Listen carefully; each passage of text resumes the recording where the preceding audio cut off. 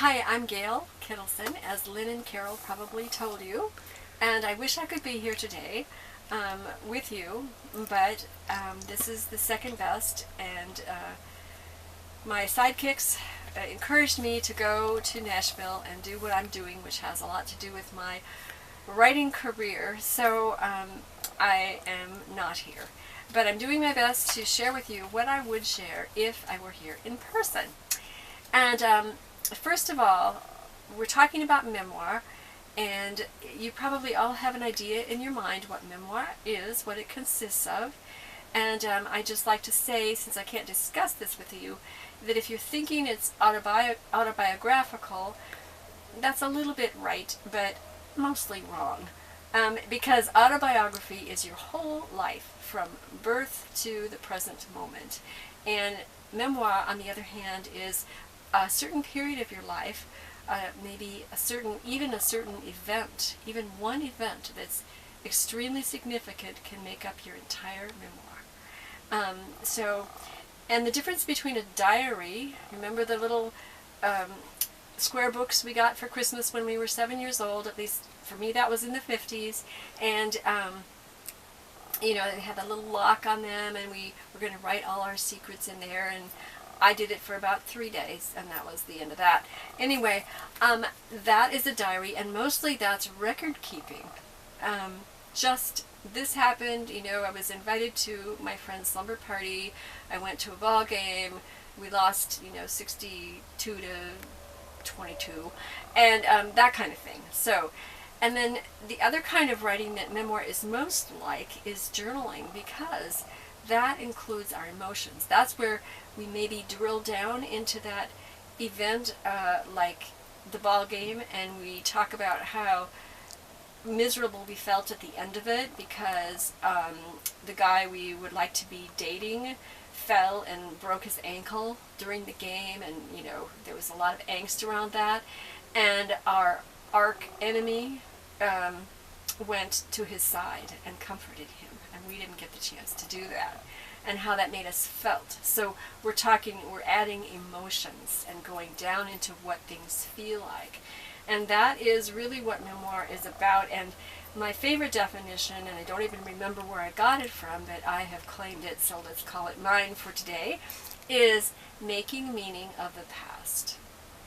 It's any kind of writing where we're making meaning out of our experiences, events, people that we knew, a broad variety, travels that we've taken. I mean, the list just goes on and on and on. And that's one fabulous thing about memoir, because nobody's is like ours, and you are the expert on your memoir.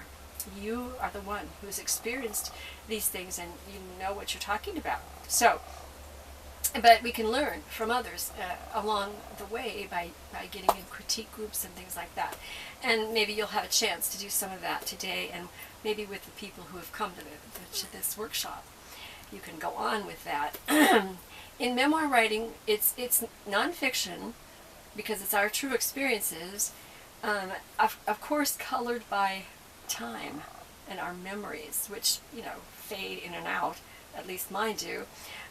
But we do borrow fiction techniques to enhance our memoirs and to hook the reader and help them to want to keep reading. So a lot depends on who our audience is. When I wrote this is one memoir I've written. It's the only published one at this point. It's Catching Up with Daylight, and it's the first time I really delved into this incredible experience of memoir writing. And I just would say that a person needs to be willing to change and to grow, because this experience will definitely do that for you. Certainly did it for me, and sometimes growth can be painful. So I'm not saying it was all roses. So depending on our audience, we craft our work. And what I write is essays. I used to teach expository writing, and so for me the essay is a very good vehicle for expressing my memories and making meaning of them. Others have maybe free verse, maybe just the thing that flows out of you just naturally, and you love it. And I like free verse also, or maybe it's poetry, or I have a friend from Chicago, I think, who now lives out on the East Coast with her daughter, but she was an artist all her life, and she had good color photographs taken of each of her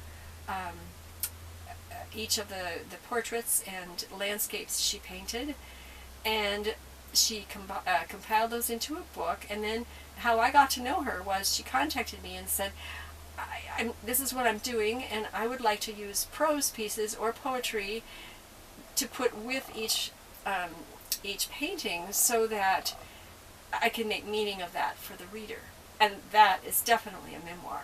It's really a very unique sort. And that's the whole idea of memoir, is that each one is very unique. So if you're looking for a pattern where it's this, and this is not the workshop for you, because or you just need to open up a little bit and be a little looser with that expectation, because your memoir has things to teach you. This writing has things to teach you, and as you learn, as you go along, your whole scheme, what you had planned, might change. You just don't know. This is bigger than us. So that's, for me, one thing that makes it really exciting. And I hope you feel the same way. And so let's see. Depending on our audience, we can use different styles. And I'll just give you a few examples. Any of you who have read Irma Bombeck, she's one. She writes in essay form. Robert Fulghum, he makes meaning out of lots of experiences from his past. Anne Lamott, she's a favorite memoirist of many, many people. Annie Dillard, there are just many of them. And Angela's Ashes, that's an example too of a memoir. Although the main character really is not the writer so much as his mother. But that's just something else to think about. So, so right now I would like to give you a little project to do. I would like you to sketch. First of all, it really helps if you close your eyes and just be calm and try to put aside all other thoughts and the busy day you had yesterday and the harrowing trip you had to get here and what's for lunch and just anything else that might be in your mind, how your grandchild's doing, whatever. And try to focus right now on memoir. And I'd like, as you have your eyes closed, I'd like you to allow a scene, the first scene that comes to your mind from way, way back. Perhaps the first memory that you have. And that could be as different as there are people in this room. So take a second here, a couple seconds, to focus in on that scene. And it will come to you. So when you have that scene, then I want you to open your eyes and sketch the scene that came to you. Just make stick figures, whatever. And nobody's going to see this. This is just for you. And you have 5 minutes to do this. And then at that point, Lynn and Carol will give you some further guidance as to what to write about that scene. So, thanks for your attention, and I hope you have a great workshop today. Bye-bye.